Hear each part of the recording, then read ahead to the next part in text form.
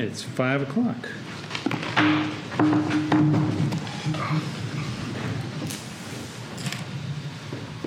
I pledge allegiance to the flag of the United States of America and to the republic for which it stands, one nation, under God, indivisible, with liberty and justice for all. I'm afraid. No, don't be. I've seen them go right. Sorry, I'm still opening up my agenda.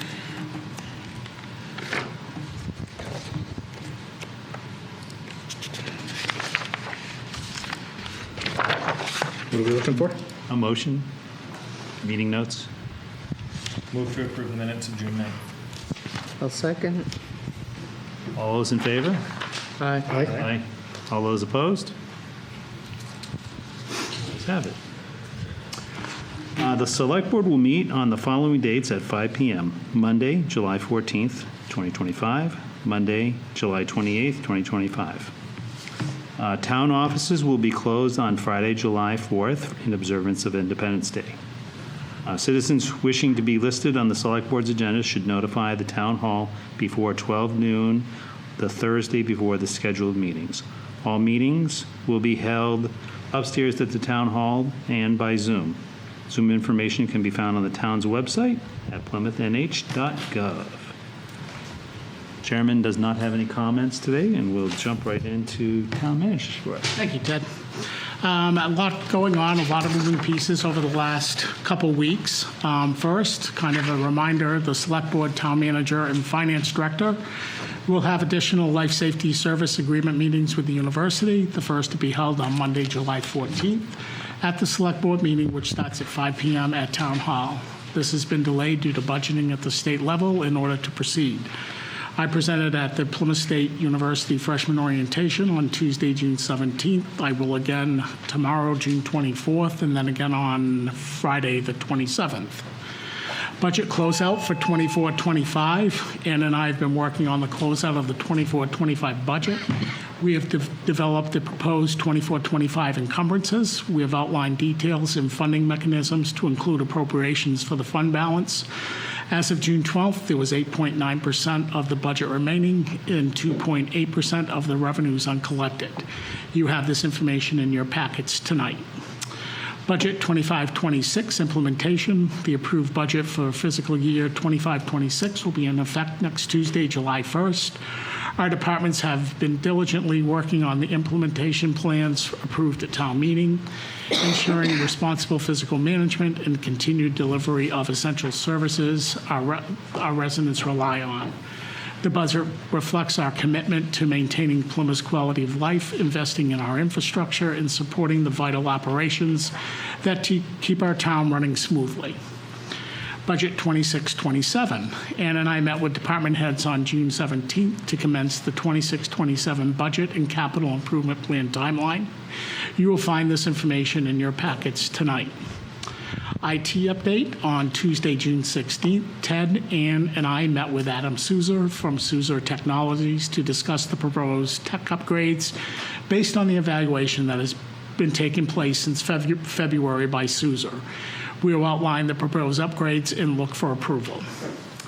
Recycling center, glass removal. We are preparing for the remainder of the glass and metal to be removed from the recycling center after July 1st. Jim called companies for a quote. The quote received was from New Hampshire Recyclables, which is the same company that was used last year. The approximate cost is $35,000 for the complete cleanup, which will take place after the first week of July. When this is completed, we'll be in full compliance with New Hampshire Department of Environmental Services. You have a memorandum and purchase order in front of you tonight.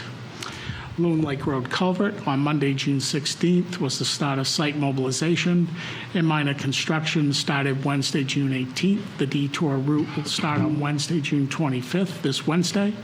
Letters were sent to all residents on Loon Lake Road, Chason Road, and detour signage will be in place. The project anticipated to finish on July 25th, and kudos to the Highway Department for constructing the detour. And I think one thing people don't realize with the construction of the detours, we really kill two birds with one stone, is that not only are we replacing the Loon Lake Road culvert, but now those folks from Loon Lake Road and Chase Farm Road have an emergency egress in the event of fairgrounds flooding at the end of Loon Lake Road.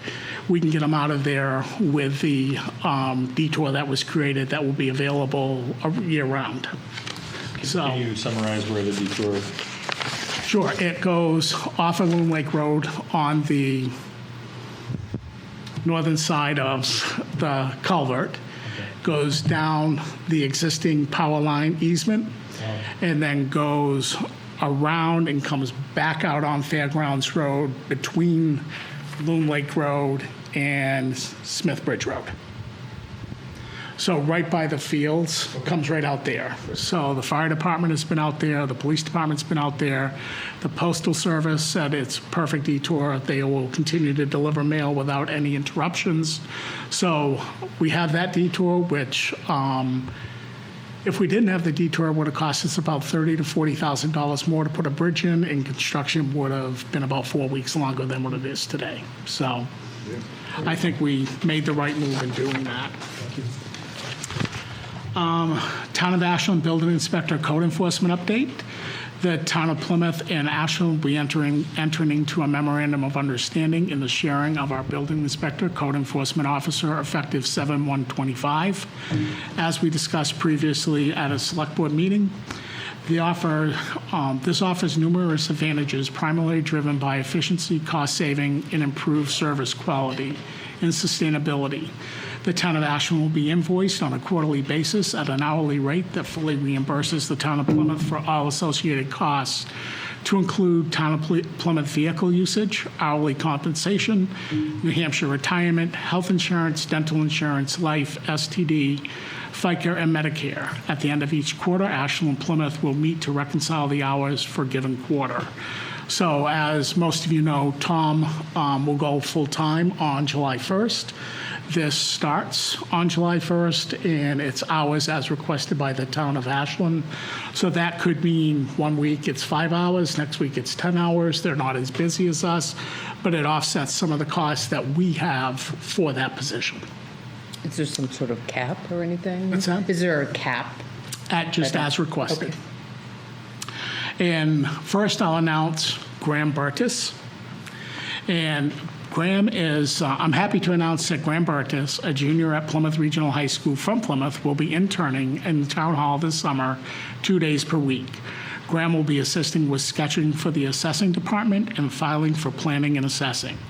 Graham has a specific interest in political science, local government, and from time to time, Graham will be attending Select Board, planning, and zoning board meetings. To my knowledge, this is the first time we've had a high school student interning here at Town Hall. So we now have engaged with Plymouth State University with an intern who has come on full-time, and Graham will be our first high school student who will be interning with us starting next week, Graham? Next week. Next week. So I want to welcome Graham, and as I was talking to Graham the other day and Joseph, is that at the planning board and the zoning board meetings, when we have our representation from planning and zoning, all three individuals will be under the age of 26 that are facilitating these meetings, which I think says a lot for the ability of each one of these individuals who work with our departments and the ability that they provide and the service they provide to the town. So thank you, Joseph, and welcome, Graham. We look forward to working with you. You aboard. Additional items, renewed economic development meetings. As I said before, we met with several individuals, and Joseph does have a follow-up report that he will provide to the board tonight. My July town manager's message will be available in this week's newsletter and on the town website.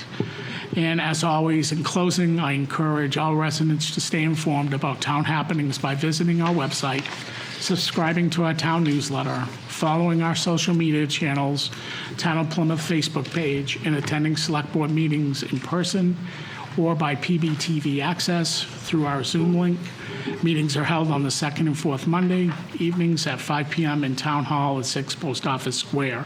The only thing I'll mention with regards to the heat index that we are experiencing today and over the next 2 days, we have opened up a cooling center at Pease Public Library that is completely air conditioned, and they do have water, cold water that's available to residents that need to stop in and take advantage of a cooling center. So that will be open through Wednesday at 8 o'clock p.m.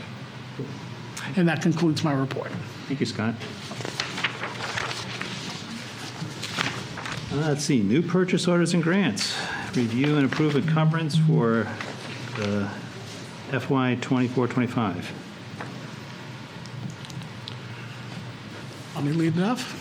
So what Ann and I have been working over the past couple weeks, or actually even longer than that, with regards to the encumbrances. And on your list, you'll see some that are highlighted in green, and you'll see some that are highlighted in yellow.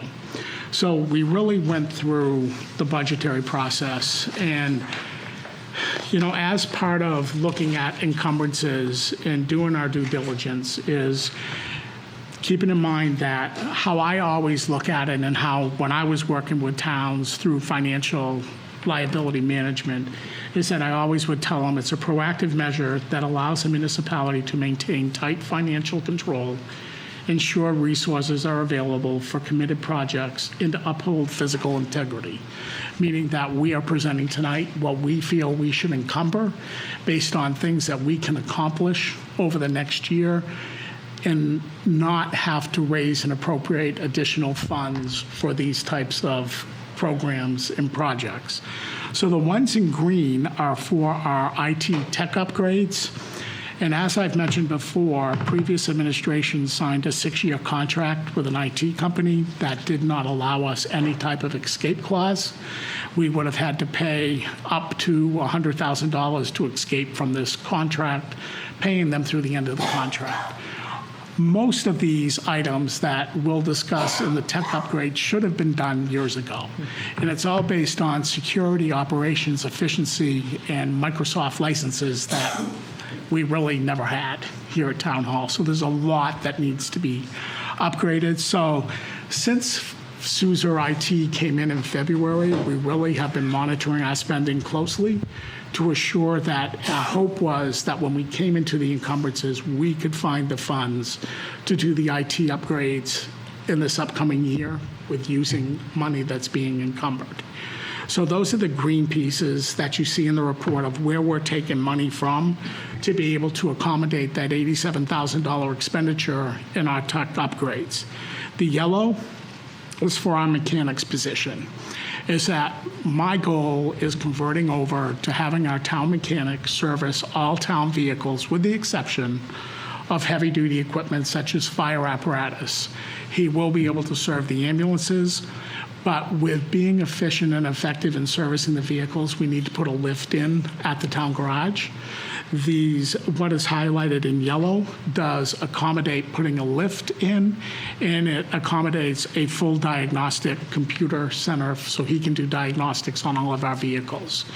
We did send him to school a couple months ago to be certified in computer diagnostics, which he passed very successfully.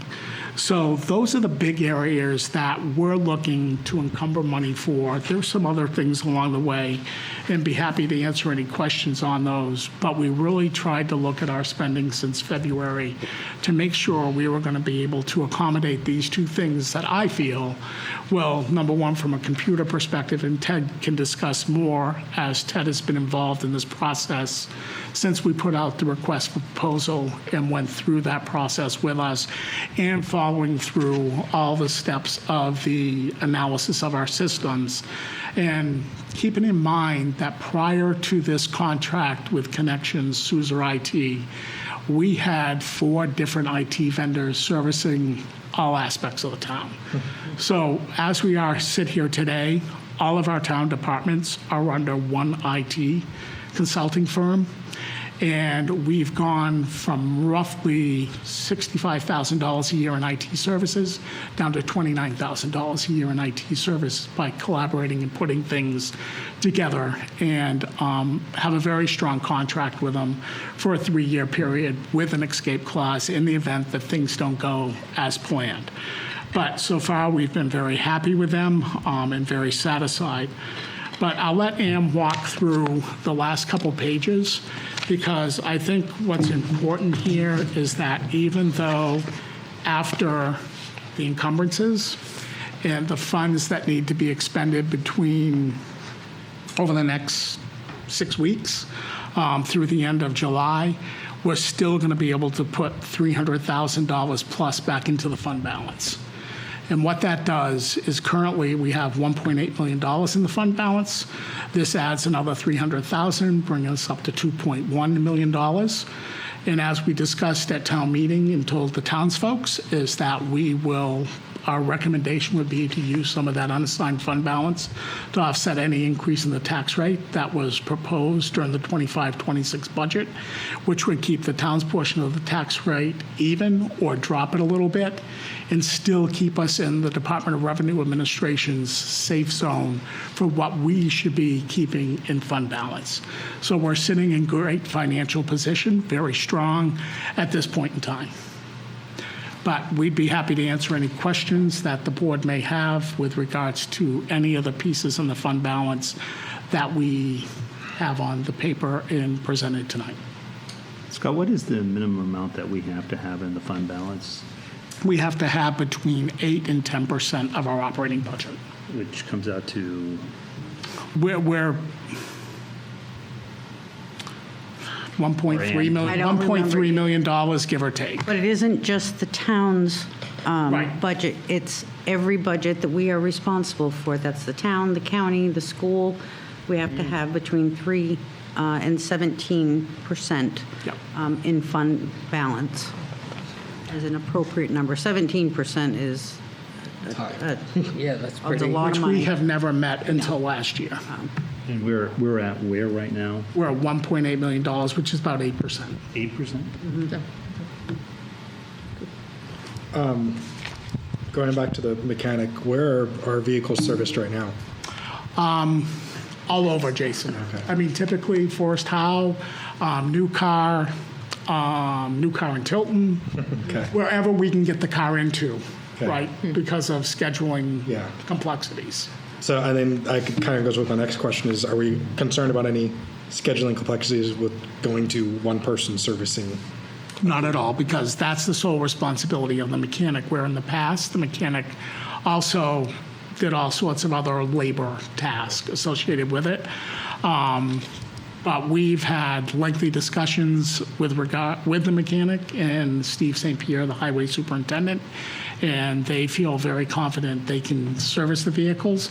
I can say for the last 4 to 6 weeks, they've been servicing all the police cruisers and fire department vehicles that are non-commercial. And I presume if there's ever a scheduling problem, we still have the option of farming out tasks to a local establishment. Absolutely, and I think what you're going to see us presenting for the 26-27 budget is a specific mechanics line for that purpose.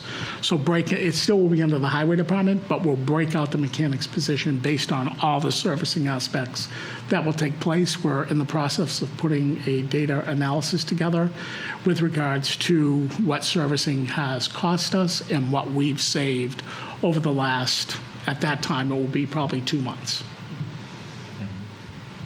I'm really happy to hear this. It's good to have those services in-house Yeah. if we can.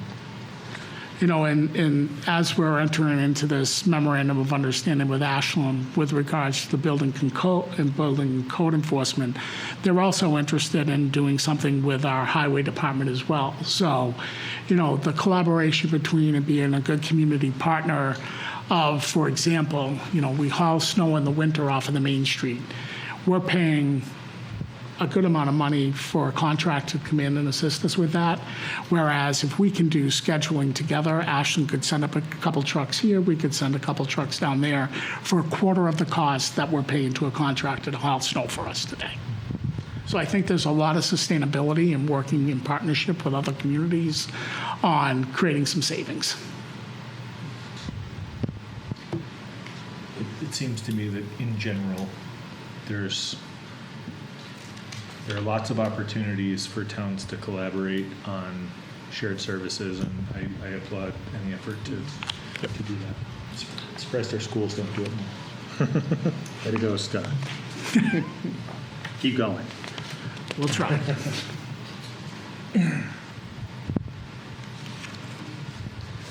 Anything else? I guess we'll move on to the IT. So I just need a motion that you're, yep, we need a motion to encumber as presented from the 24-25 budget to the 25-26, a balance of $669,228. I'll make a motion to move the encumbrances from 24-25 Right, to 25-26. for the items listed in the amount of $669,228. Second. All those in favor? Aye. Aye. All those aye. All those opposed? The ayes have it.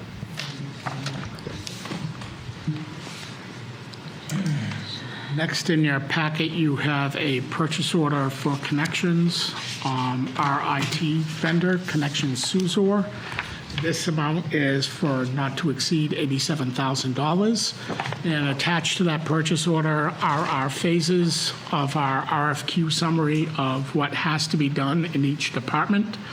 I will tell you that Connections did follow our procurement policy and went out and sought 3 bids for the equipment that is mentioned in this RFQ summary on Phase 1 and Phase 2.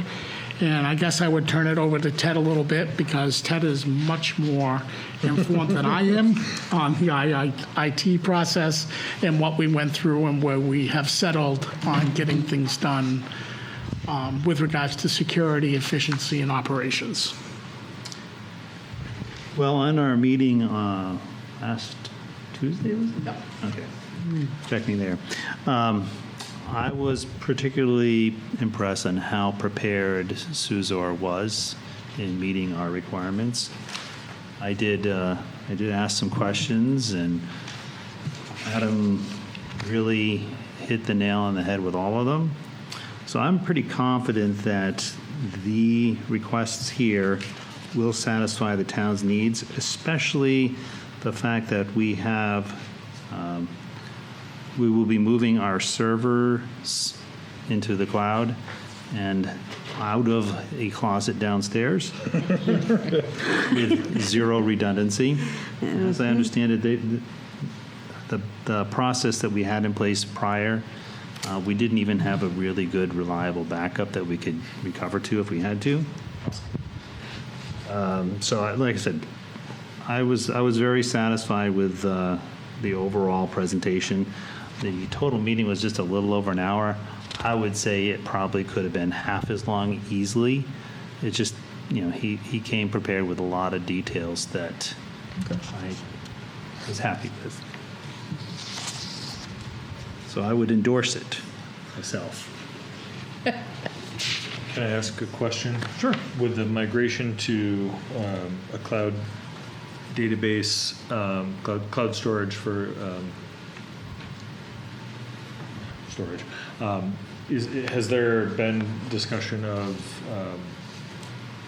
do we have robust password standards in place? Oh, that's a good point. Is two-factor authentication? Part of that required? migration is going to include two-factor auth. The primary storage, instead of a file server, is going to be SharePoint Online with all the protections that it has.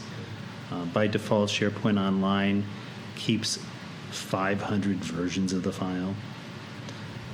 You can obviously make that fewer, but I think the defaults in this case is probably sufficient. They did talk about getting them into modern authentication standards, two-factor auth. Probably a lot of people will be issued like a token, YubiKey.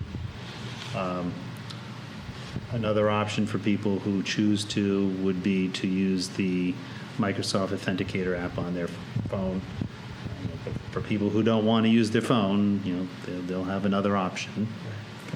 I guess Scott and Ann have procured a bunch of YubiKeys in the past from, was it from? Primex. Primex, Primex. thank you. And there are several more that we can get. We just need to know how many. Okay. And we're waiting for that. How about training? Is there any kind of ongoing awareness, cybersecurity awareness training that happens with town employees? There is. There will be as There we will be. adopt this. We did have before with the previous vendor. Yeah. I seem to remember. It was okay. News stories about unfortunate Oh, instances absolutely. of Yes. town employees being subject to phishing attempts, and it's something that I work in an environment that is also subject to lots of that, and we get fairly regular. Phishing email testing. Phishing training Yeah, emails. phishing emails. So Yeah. it's good to have some practice. We will have that. Adam specifically addressed that. The last thing he wants is incident associated with his name. Good. So, Great. So do we actually have, or Adam have policies, procedures written down? I know what to expect from them, us, but who has access on Adam's side to our information processes I think that's Yeah, that's all documented. and all that? I'm assuming you've gone through and yeah. Back in whatever. February. Yeah. Sure. So we don't list out numbers, PCs, So- things so like that. Do they that's on- maintain inventory? That's on this page, the second page here.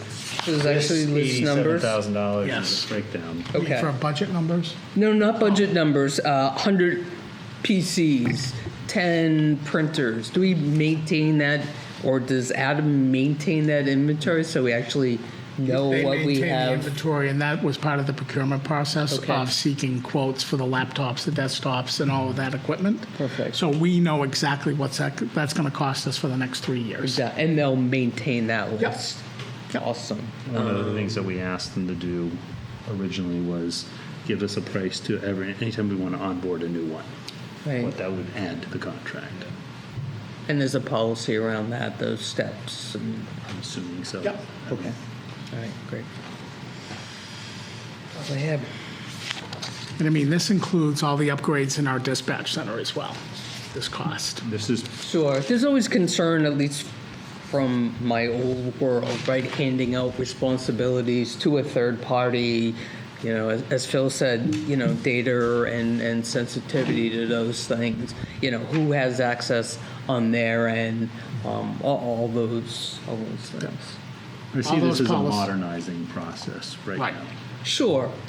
Oh, we're certainly better than. I'm hoping we don't have a whole bunch of Windows 10 machines sitting around. Windows 10. Well, it's going end of life in October, I so. know. I'm dragging my feet as long as I can. So that's where we are. Great, thank you. I mean, we can go through some of the summary here. $9,000 for the Office 365 upgrade and deployment. Now, this is basically getting security around that, eliminates that server at Town Hall, and improves some of our business continuity capabilities. Cloud backup, the next item, $4,000. Compliance, brings us into compliance with insurance. It also gives us a backup that is not here and geo-redundant in the cloud. The police department upgrade, total of about $27,309. Again, this is a modernizing of the equipment that's up there, improves their cybersecurity stance. As I recall, we were talking, this whole thing brings everybody's M365 and environment under a single umbrella, too. Correct. Town hall network upgrade, which is, in my humble opinion, direly needed. $7,744. Currently, the wiring in this building is, I believe, Cat 3, which is ancient. And there was a proposal last year to bring it up to Cat 5, which we decided to hold off on until we had this new agreement in place, because, humble opinion, going to Cat 5 is, again, yesterday's technology, so it would upgrade it to something that's already obsolete. Yeah. So this will improve it. I'm assuming that this is mostly Wi-Fi coverage. It would be nice to have better coverage in this room. This will also provide new access points for the entire building. Fire department network upgrade, similar scenario, same price. Sounds like it's going to be the same equipment, same number, quantity of devices in scope. DPW network upgrade, smaller scale, same kind of deal, $4,299. And these are all in here with timeframes for those watching online. Moving over to the library, similar to both the town hall and the fire department, I'm assuming similar in size, same equipment. So one of the things this will do for us, having the same equipment in every location Yeah. means that it'll be easier for us to Replace, break fix. Yep.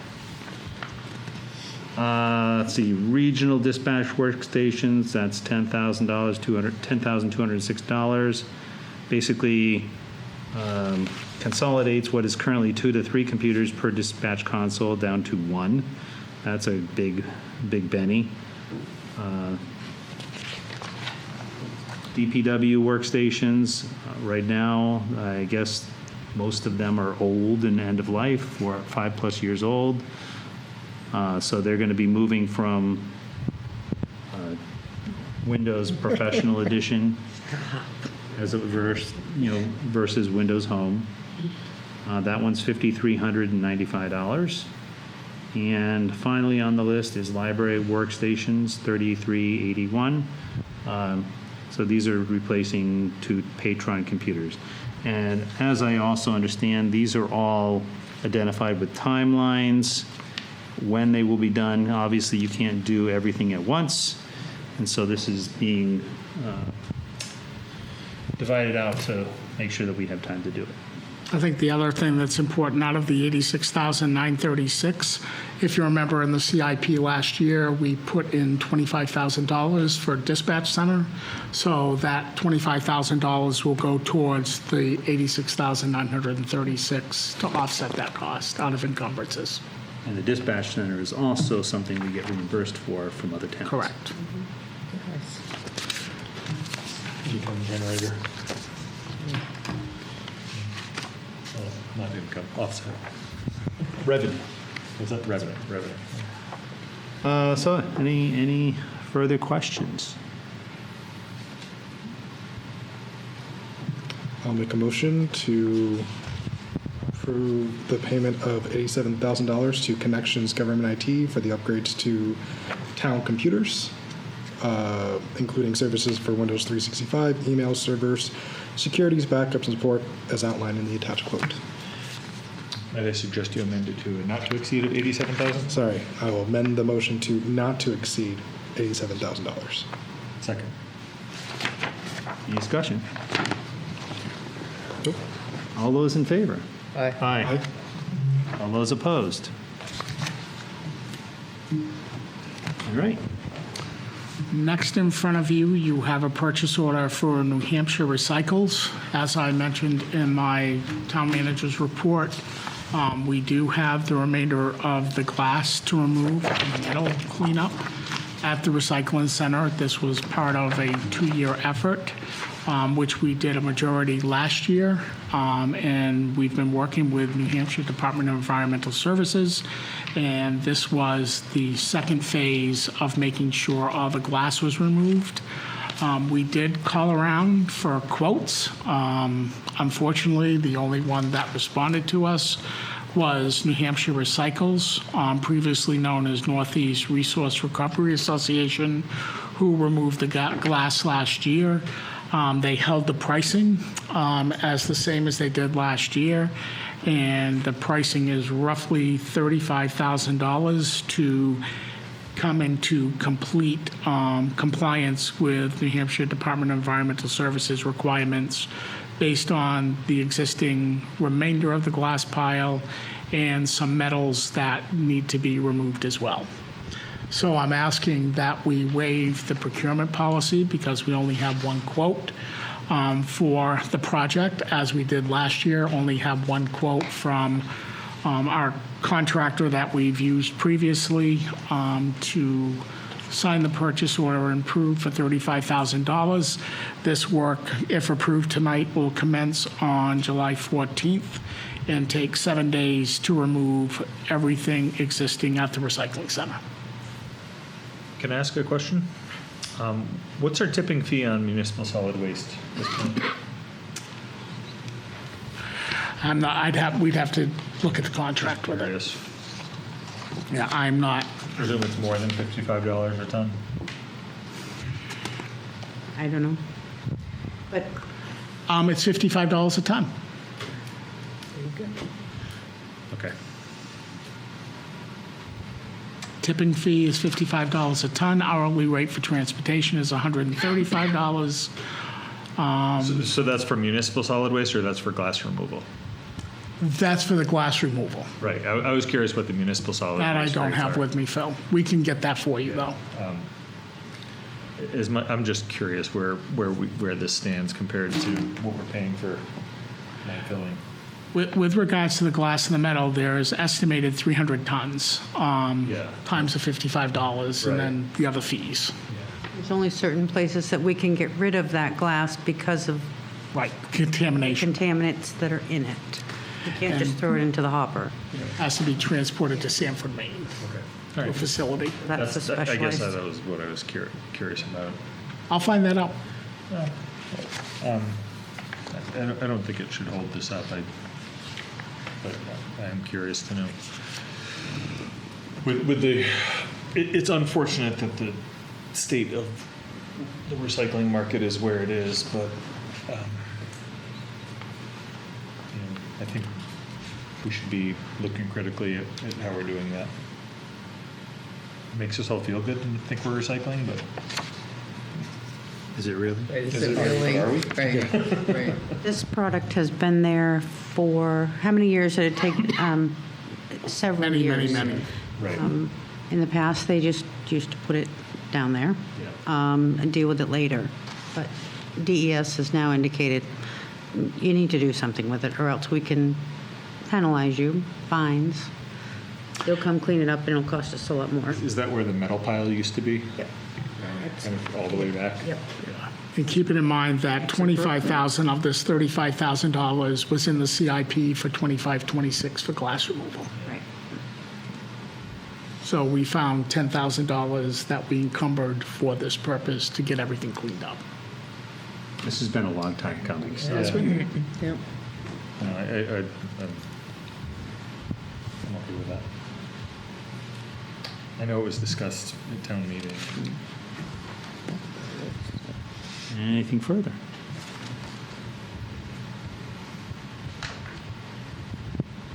Can I have a motion? Don't forget the motion needs to include the waive for The waive. competitive bid. I will move that we authorize the expenditure of $35,000 for removal of glass and metal by New Hampshire Recycles,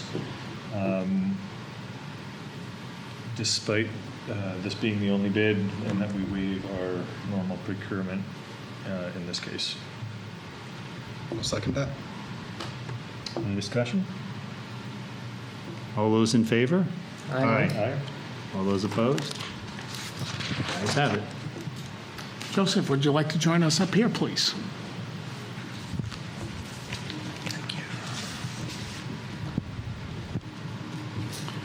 So our next discussion is on economic development update, and as I stated at our last meeting, Joseph has been very diligent and working with different parties in putting together some information for you for tonight on how possibly we can move forward on a renewed effort for economic development. So without further ado, Joseph. Great, thank you. Yeah, just, well, thanks for having me back this evening. Excited to continue this conversation. First, for the evening, I don't want to hold you guys up too long. I know there's a lot on that agenda, but big picture, I hope that we have the chance to talk through some of the updates that have happened since our previous conversations, some of the follow-ups we've been able to do, key meetings that we've been able to have, and then I also hope we'll be able to discuss the formation of an economic development committee as a subcommittee of the select board. But certainly, if as I'm talking or before, during, or after, feel free to stop me, and I'm happy to discuss any of these other items in more detail too. Certainly happy to do that. But big picture, Scott and I have had a couple of really productive meetings since our past discussion. First off, we met with Steve Fortier, who's the administrator of rural economic development at Business and Economic Affairs. He covers the Northern Cedar. And we also met with Ann Duncan Cooley, the CEO of Grafton County Regional Development. That was one meeting. Then we also met with Sue Cagle, who's the Grafton County Community Economic Development Field Specialist for UNH Cooperative Extension. Really some great meetings. We had some great conversations with these folks, and I think it really, reiterated the fact that any successful effort at economic development at the municipal level has to take into consideration not just all of these other levels that go up from the town, regional, statewide, et cetera, but also really look inward too. Several of these folks really emphasized these efforts should be sensitive to the residents of the community, the businesses within that community, and what those folks want to see, how they want to see their community grow and thrive, and furthermore, how the town can support our existing businesses to continue to thrive, grow, expand, and also how to bring in new businesses as appropriate. So that was kind of a really good set of conversations. I also put a few items in the packet, and then, I felt those were worth taking a look at. I think it's key that with this committee, subcommittee, we don't, we want to take it, one step at a time and not put the cart before the horse. So really, I think it's key to think about getting that committee up and running, having that committee really start to think critically about these before jumping to a particular solution that may or may not be what the businesses in the community really want to see. So there was also a draft resolution, and I'll talk a little bit about that. That was certainly intended as a sort of thought exercise, if you will, but a example of what a resolution could look like to create an economic development committee for Plymouth. So I think they all have copies. Yeah, we got a copy. there's actually, so there's two versions. There's one that was in the packet, and there's the one I provided at last meeting. I realized there's a discrepancy between the two. Both were attempts to show what a committee structure could look like. But this one that I'm handing out now is actually the one I shared last meeting. The other one was another possible scenario. I think the real difference is what should the structure of the committee be, who exactly, and by who I mean planning board representation, select board representation, how many members from each group, and then members of the community at large, how many of those should be on there, and whether any other organizations should have formal representation on the committee or more of an as necessary invitations to participate. And I think that the structure in this one, in this resolution that I've just handed out, is a recommended 3 members of the community at large, 2 planning board, and 2 select board. That's purely based on some other communities we've looked at, but that's by no means a science. There's no right or wrong answer, but I certainly think that's an important one for the board to consider, how those folks should be appointed and for what terms. Again, the recommendation in there is to do a staggered set of 3-year terms to mirror some of our other boards, the planning board. But really, this would be a subcommittee of the select board, so that's ultimately this board's discretion. And then once we've thought about that, I think if the select board does decide to go forward with creating a subcommittee in this way, it's important to think about how to reach members of the community who might be interested, and then what process it would be beneficial to undertake to get those folks onto the committee, and perhaps giving people a deadline of a certain future select board meeting for them to provide expressions of interest, at which point the select board could decide on, from an entire pool of interested parties. But that's just a very general overview of some of this information. Again, I think that is a good place to start thinking about the structure, the format of the committee, but I'm happy to discuss any of the other items too.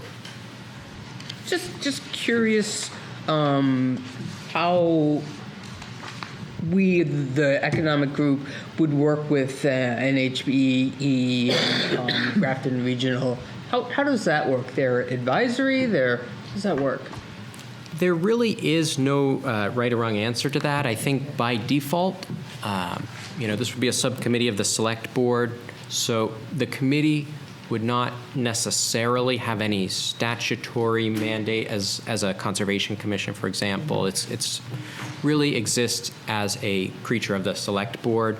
However, Ann Duncan Cooley of Grafton County Regional Development has offered her time to become a part of the effort to assist this new committee once it is created. And I know from these other conversations with some of these other stakeholders, including Steve and Sue, that they would also be willing to be involved. I think one of the key things for this committee is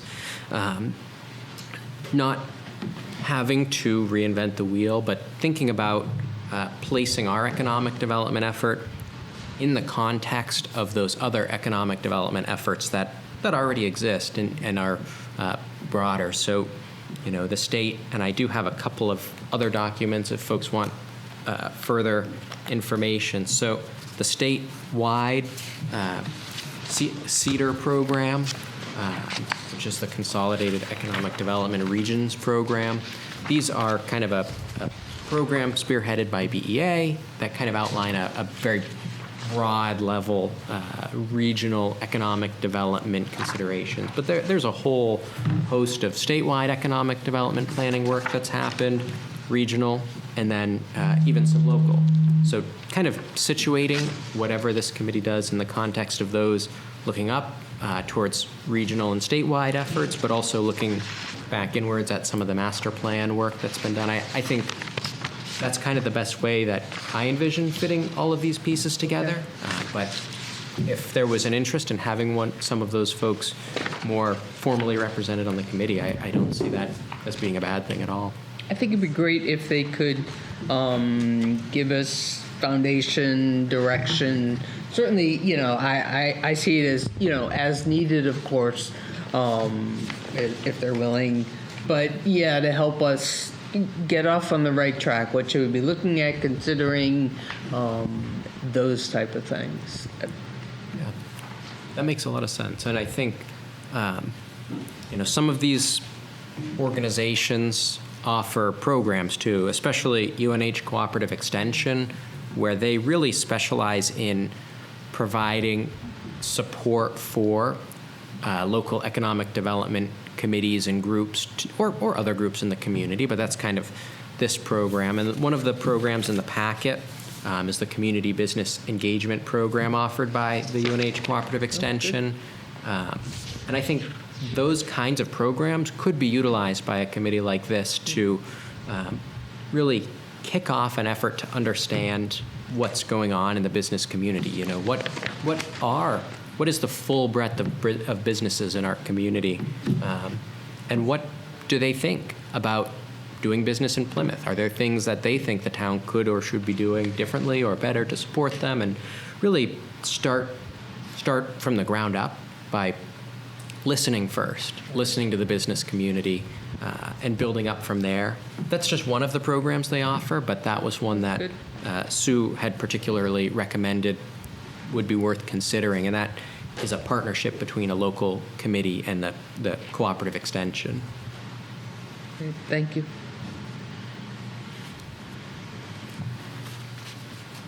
So when are you looking to kick this off in your ideal world? Yeah, I think ultimately I would say that, that we would be ready to start soliciting interest as soon as the select board is ready. I mean, if the select board wanted to formally move forward with one of these options here, or start soliciting interest from the community for some of the seats on the committee, we could move forward basically at any time on this.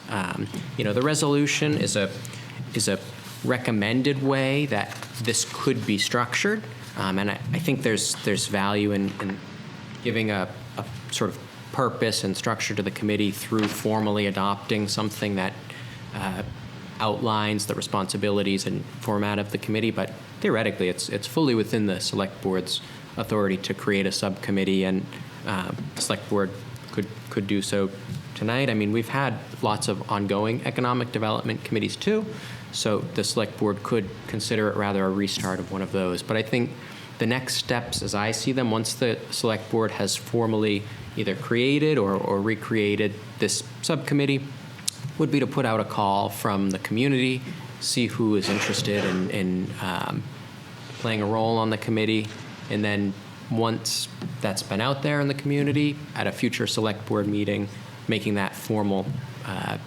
call of scheduling the meetings and formally making appointments to the committee, certainly the select board, and if as outlined here, the planning board representation would be appointed by that board, but it would really be a question of creating that committee, and then scheduling some meeting dates and getting the group together to sort of start building a repertoire and start discussing these issues.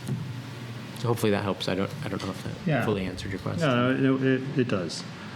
Do you have a sense from your work how many people in the community might be interested in serving on this? It's a really good question, and it's hard to say. I would guess we would certainly, this committee outline suggests 3, but 3 is not a magic number. If it was 5 members of the public, I mean, a committee, once you get over 9, can start to become a little bit of a challenge with scheduling and can just become a little too large. But again, it's ultimately up to the board. But I do think you would not have a problem filling out the seats on the committee if you put out a call to the community and asked for any interested people to send in a expression of interest, and then the select board could use those to formally make appointments. I really think, based on the response we've seen from some of our housing work with the planning board and other planning board efforts, that there would probably be no problem getting enough interest from the community. Do you think we need to go to more finite as far as who we think should be, or who we want to have on this economic development team? Do we want for sure to have a developer? Do we want to make sure we have local business person, whatever that means? Someone working on housing. Do we want to go that finite, or we'll take any volunteers for the most part? But I don't know if we want to outline that in the formation of the committee. I think that can be the judge of the select board once we get the applications in. sure, it's sometimes difficult to get. But I also want to, I think we'd all agree it's very complicated. All of economic development. So if we didn't have, and we may not, right, a developer bringing that view in, we may not even get that, have that opportunity. And maybe, like you said, maybe it's just, are you, Yeah, See if we can narrow that. I think type that's of what it comes thing. down to, is we put the solicit the calls. Like, if we try to, put that in the writing for the committee members, if we can't get any applications for that, then Right. we can't fill the seat. Whereas we just leave it as members at large, we can look to see. Sure, it's just it's just that funny balance, right? Your viewpoint, your You input know, on that was some ice perfectly cream shop reasonable. owner versus, a local developer who's done a lot of work. I would certainly prefer, a local developer. I don't mean to sideline, but just, The one Think thing about- that Sue and others talked about was, once you have your committee, that doesn't mean you're closing the doors to other opinions and others, like a developer or Sure. a business owner, is that you invite them in periodically to have those conversations. But at least you have your core committee that's meeting, and then you have your resources that are outside of that committee that you're inviting in for those specific conversations, so to speak. right. I don't want to belabor it. It's just so, one-time conversation with a particular area as opposed to involved. And I get it's complicated. And, I mean, you may not I even think, get enough. the next step is really putting out the call to see who's interested. And Joseph is prepared that we'll advertise it in our newsletter, we'll put it on the website. We'll get it out at the recycling center, we'll put it in Sure. different places to see what we can bring back to the board. Right. Here's a question for us to think about: is would it be important that members of this group be Plymouth voters, or would we be open to members from the Ooh. region? Good question. Yeah, I mean, initially, we might get more participation if it's More inclusive. regional, but at the same time, I almost think there's more responsibility having voters. But maybe if we limit committee membership to Plymouth voters, registered residents, then we could invite developers from the surrounding areas to attend and contribute. Because I suspect we probably won't get enough local input Right. from those business owners, but there are certainly business owners who don't live in Plymouth who would have value. Right. And I don't think they should be excluded. I don't think so either. But I think we should get that invitation out there sooner than later Yeah. to see what we can bring in. Yeah, I agree. And I mean, in my eyes, I see that as the first step of soliciting members, see who they are, and bringing that back to the board, and have a further conversation at those meetings. I just don't want to see us stall in moving this forward. No, I Keep it- think the next step is putting out that solicitation for committee, members at large, and then we can work on Do we need finalize the but we resolution. need to finalize the kind of the structure, right? Yeah. So I would propose that we move forward with 2 select board representatives, 2 planning board representatives, and 3 community members from Plymouth voters, registered voters from the town of Plymouth, and then potentially, and then also with the goal that we would be inviting developers and interested parties from surrounding areas, especially if they have business interests in Plymouth. And I still think, using the 3 individuals that we spoke to as resources and inviting them in Right. to the meetings as well, as much information as we can gather, and as many resources that we can, use is going to be, I think, in the best interest of the community and the town. And for an ongoing, I think, something that we really heard, time and time again from these folks is, an economic development effort is not going to be long-lasting, durable, sustainable if the members of the community at large aren't continually engaged. And that could be the business community, but also the community, more broadly, as the planning board is looking towards a master plan rewrite. I think that's an excellent opportunity to think about multiple things at once and have this committee, be thinking that, here's a great opportunity. We're going to be hopefully hearing from lots and lots of people in the community, business owners, but also the public about how they want their town to grow and change and develop. So I think, that if we want it to really be lasting and really be sustained, it has to be responsive to what the business community and the community at large, wants to see from their community.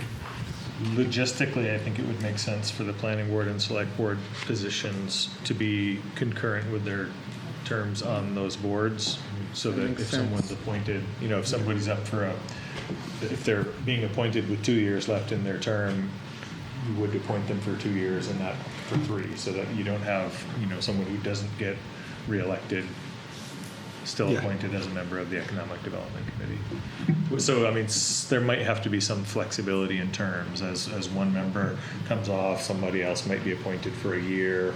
Or Right. would we Fill out their or would term. we handle it just as we do with any other select? Yeah, I think, but the planning board's gonna have to do that as well. Yeah. Right. But the planning board does that, at the first meeting after town meeting every year is election of officers, and they Right. can also appoint committee members.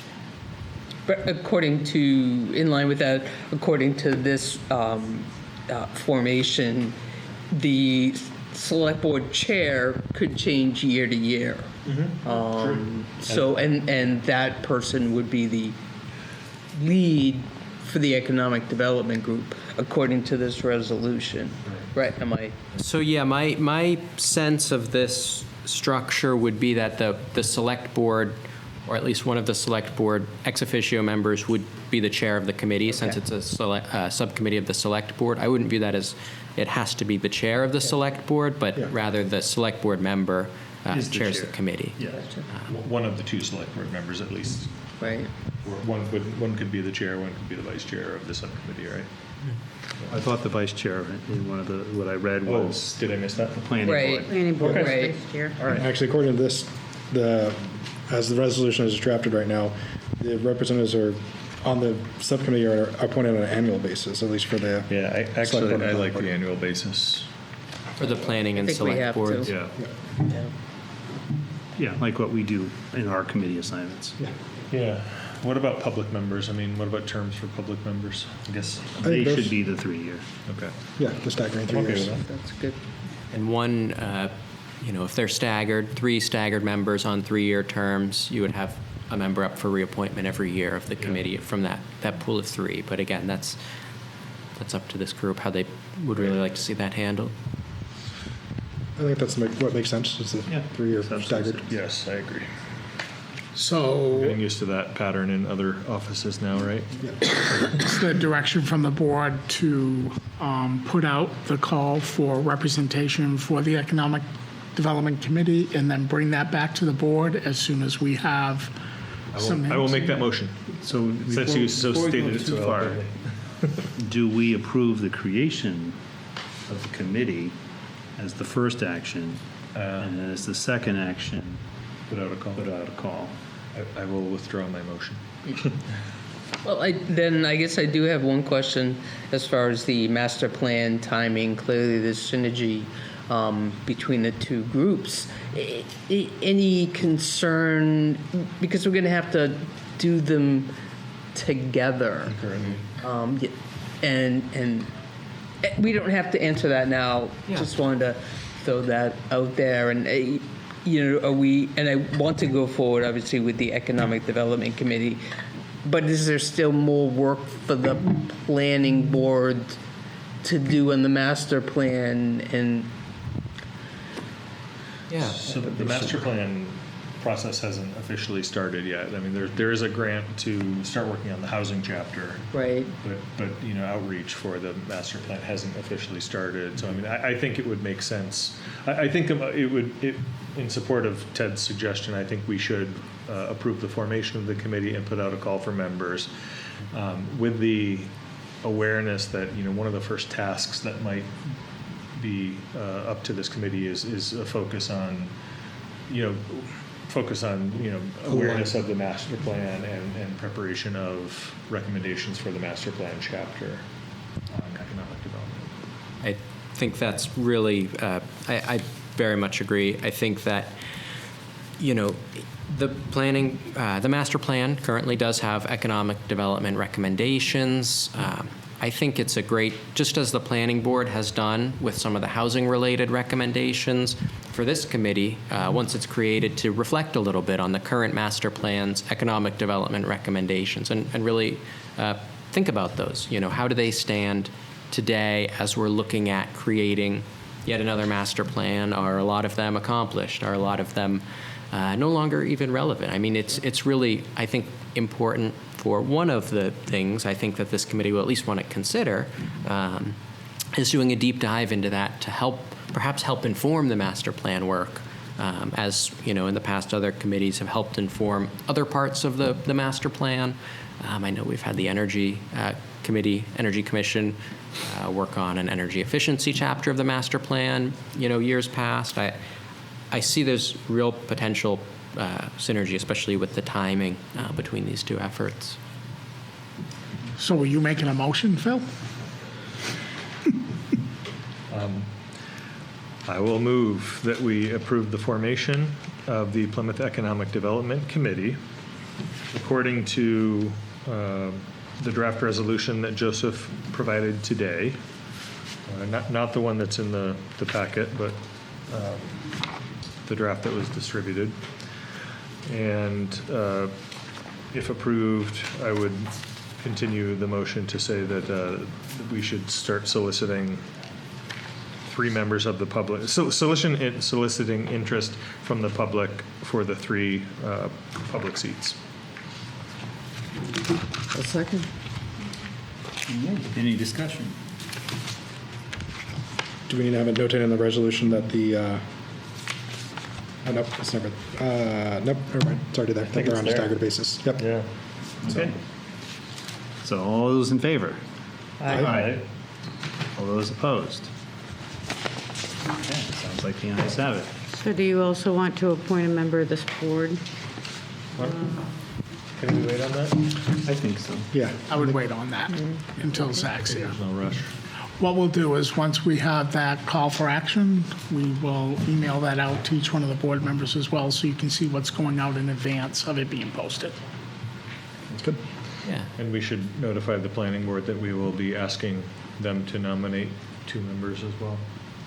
Absolutely. Definitely. We'll bring that to the planning board, and as you said, we'll put the call out to the community and hopefully, get a broad response. Can I make the suggestion that the planning board be the planning board representatives to the Economic Development Committee be full members as opposed to alternates? Yeah, we can definitely share that recommendation. Not that I didn't want to just as a point of clarification. There aren't that many alternates now, but in the past there have been a lot of alternates, and they've been eager to be involved. And I think it's more valuable to have forward, that. Yeah. if the planning board members will be elected, it will be important. I think it's good to have elected members serve on this committee as well. That makes sense. Makes sense. And I think, otherwise, I think a lot of these other items, which, I included a couple of handouts, informational pages in the packet, or at least a couple. And there are a lot of economic development tools, tax incentives, programs, consultants, all manner of things. I think, as we discussed these with these resources, especially Sue Cagle, but also the others, really the resounding recommendation that they had was those should be responsive to the needs of the community that have been discerned by a committee that's plugged into the community, the business community, the master plan. So those things will follow, but we need to make sure that they are actually going to be, what the community wants to see. As an example, the Grafton the Grafton Regional Development Corporation has a large number of resources and programs available to businesses, and perhaps, if the business community were engaged, and it may be the case that some of the needs that are identified may actually be able to be filled by just building connections between organizations and programs that already exist. For example, I was just reviewing this, and I had no idea that the Grafton Regional Development Corporation offered zero-interest deferred payment loans for county businesses to upgrade or develop their own website up to $2,000. If our business community identifies in that outreach and engagement that they're having a hard time with their web presence, I think there's a lot of potential once we know what the business community wants and needs, and that can be very big and it can be very small, and I think everywhere in between we can start to bridge the gap. Excellent. Thank you, Joseph. Yeah, thank you, Joseph. And we'll follow up tomorrow or the day after. Sounds good. Follow up, and then I'm sure we'll be back. Thank in you very touch. much. Thank you.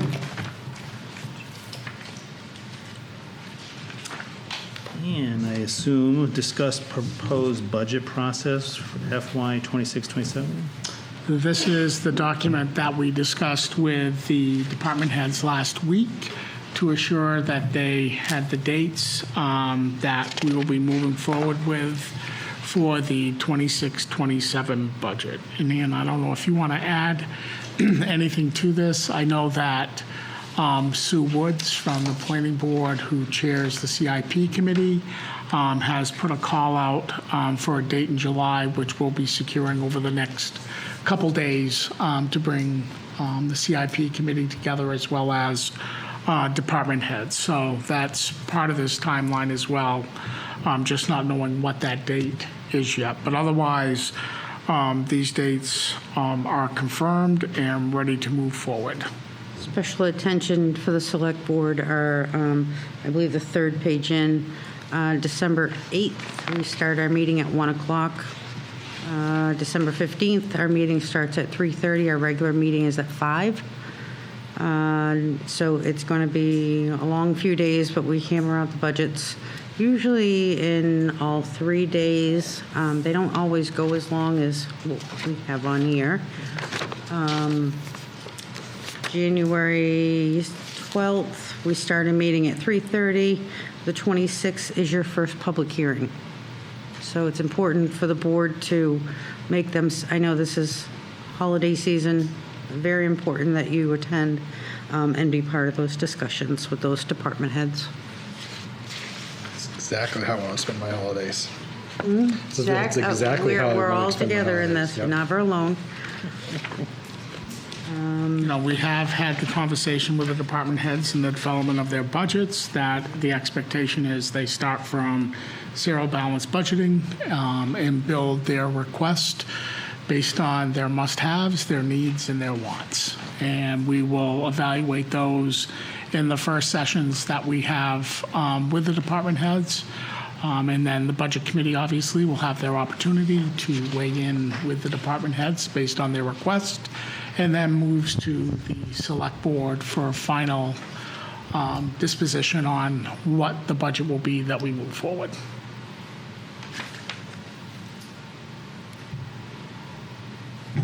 Okay.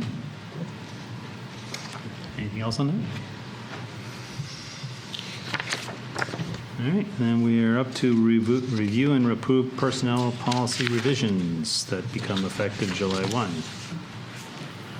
So most of these revisions in the personnel policy came from our negotiations with the police union and the fire union, which Ted was part of. That's 90% of the changes in here. But additionally, to make sure that we were in compliance with federal and state labor laws, there were certain sections that we wanted our town council to review, which they reviewed, made edits, and are redlined in this copy. So if approved tonight, we will be in full compliance with state and federal labor laws, and we will meet all the requirements of the union contracts that we signed based on the negotiations for a 3-year contract with the police and a 1-year contract with the fire that we will start to renegotiate again in July or early August. So when we initially presented this to the board back in May, we did email it out to everyone as well. I also provided a cover letter of what page numbers, current page numbers.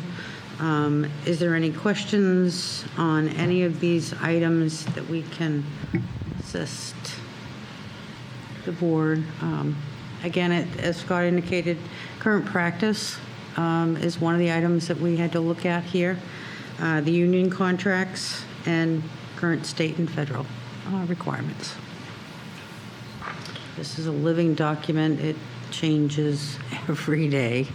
And once this is approved, it will be sent out to all current employees, departments, as well as boards, commissions, so everyone knows Yeah. what their responsibilities will be. I think it was that all looked very well good, written. yeah. I appreciate the red line made it easy to understand the changes. I didn't see anything that stuck out as of concern. It seems like it's well written and thoughtful.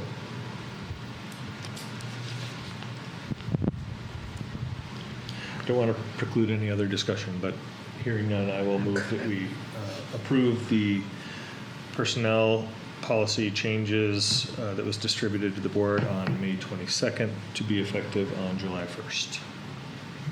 I'll second that. Any discussion? Okay. With that, all is in favor? Aye. Aye. All those opposed? Ayes have it. We have one agenda item that we are skipping this week, so that next time we can cover it when Zach is here. Next up is correspondence from Central NH Indivisible, CNHI, regarding June 14th No Kings visibility event.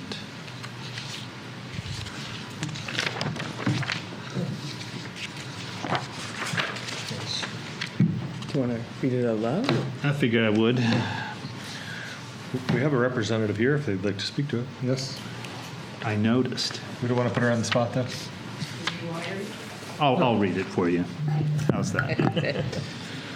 So this is a memorandum to Scott from Central New Hampshire Indivisible, CNHI, regarding the June 14th No Kings visibility event.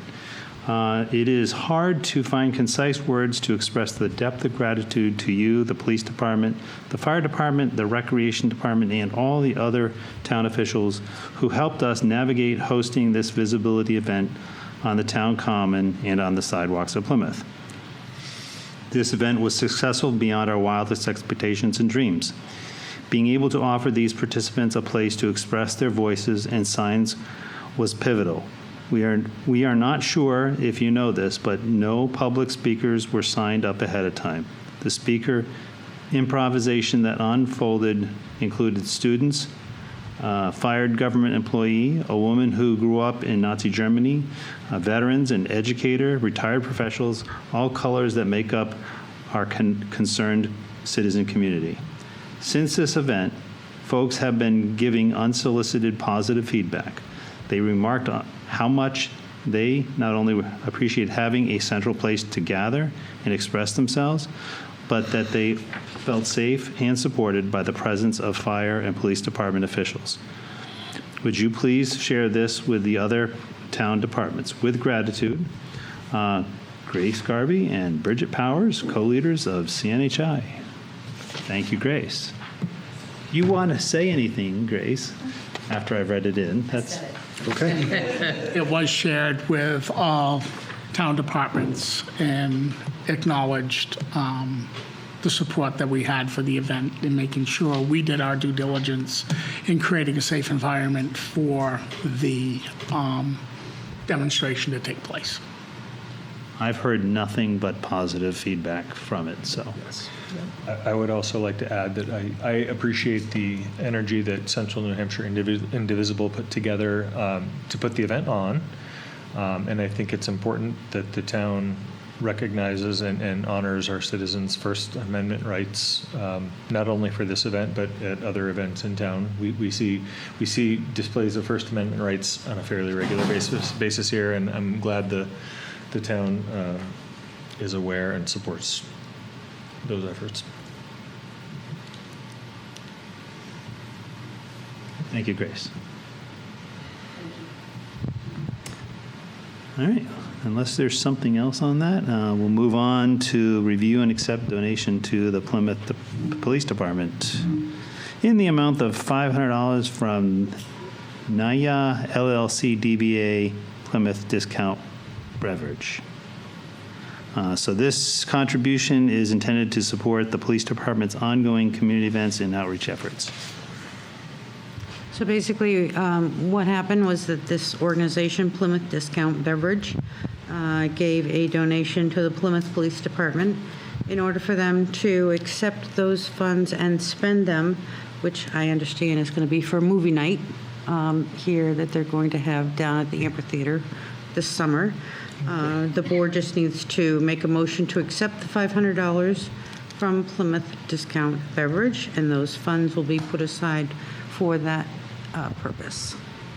I think we need to find out what movie they plan on showing before I we know. approve these funds. Good point. Okay. Yeah, okay, I'll let them know. Something clean. Do we have a motion? Make a motion, we accept the $500 from Plymouth Discount Beverages for the police department and their efforts to work with the community engagement as specified for the donor. I'll second that. Okay. Any discussion? I think it's a great idea. I do too. I too am curious what movie they're going to show. I say we recommend that they show Police Academy.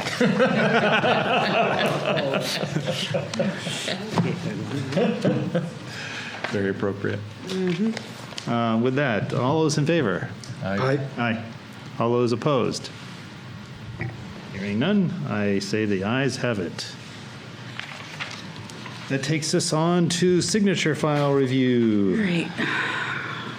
Real quick, I just have a few things here. First one is a abatement denial. This is for property at 58 Main Street. This is for the 2024 tax year. Several requests have been made to inspect the property at 58 Main Street, and the tax representatives have not returned the calls.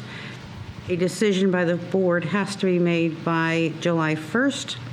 Therefore, without a property visit, no data can be verified. As such, a denial is recommended. Should an appointment for an interior and exterior inspection to verify all property data be given on or before August 1st, with evidence of corrections, the assessor will reconsider the abatement status recommendation.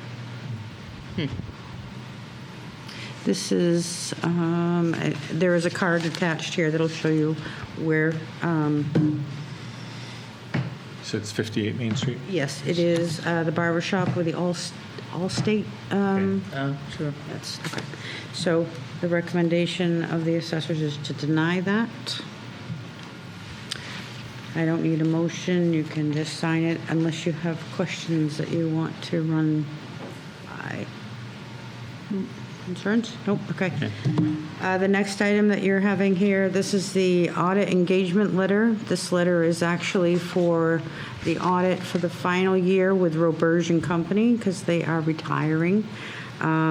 This one is for the audit year ending June 30th, 2026.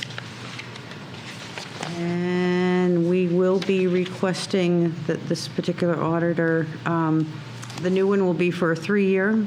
We've had this auditor for over 20 years in the town.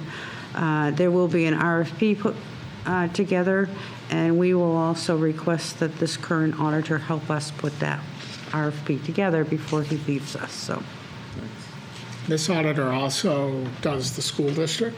oh, yes. So the thought is maybe having a conversation with the school to leverage our purchasing power and doing an RFP in collaboration with the school to, again, utilize the same auditor moving forward for 3 years. Were those RFPs separate prior to that? Prior to this? I'm sorry, Were Jason. those RFPs for those auditors separate Yes. Yes. prior? Actually, we both have had him for over 20 years, so they've never put anything out. What I'm looking for is a signature for the chairman of the board at the moment, Ted, to sign this agreement. Price is $17,000, which is the same as what it was in prior years.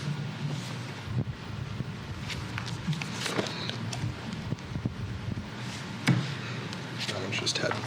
That was just me, I guess. Just you. The last one I'd have is a petition and poll license. This is by Consolidated Communications of New England. This is for 3 poles to be put up along Texas Hill Road.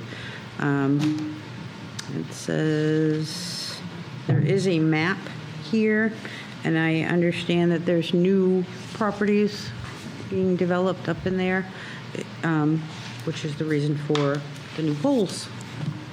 You have believe there's a planning board approved a plan recently. Well, I wasn't there, but I don't know. Jeff, housing was the multifamily. CCI Construction, Okay. Jeff Terry. what was the last name? Is it Therian? No. Hand that back to Ann. Jeff Downing. On Was Texas it Hill. a younger gentleman who was doing a couple, Yep. two-family homes, That's the one. 2 or 3 of them? That's right.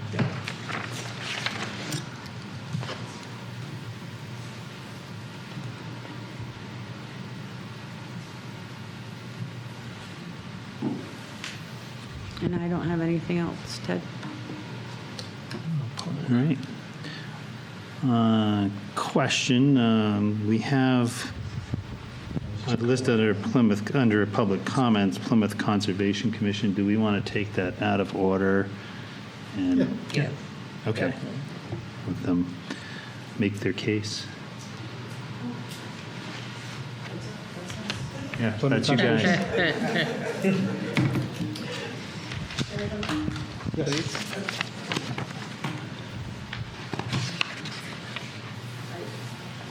I truly am going to keep this very quick. Microphone, please. So the people online can hear you. Okay. Lisa Donner from the Plymouth Conservation Commission. A few years ago, the commission sort of reached an internal understanding that we had dreams that were much bigger than our personnel.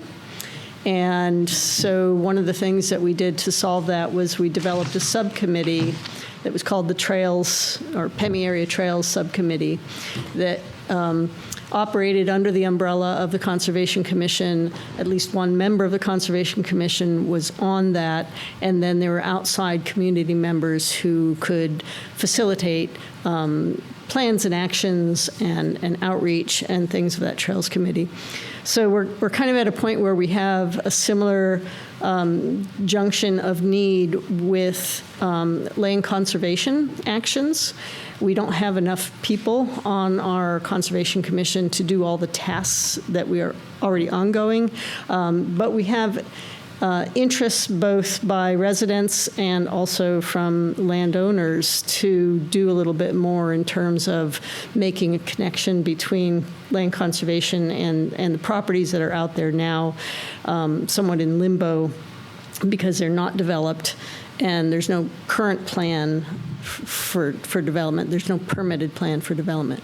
So we wanted to propose a subcommittee or subgroup, we hadn't decided on which word would be best, that would be a land conservation focused group to be comprised of at least one person of the Conservation Commission, permanent, full-time member, and members of the community. And we got as far as actually drafting a mission statement. Do you want to? You have it. Okay. All right. I will yield to Grace Garvey. You know, I could read this, but it's still in draft form.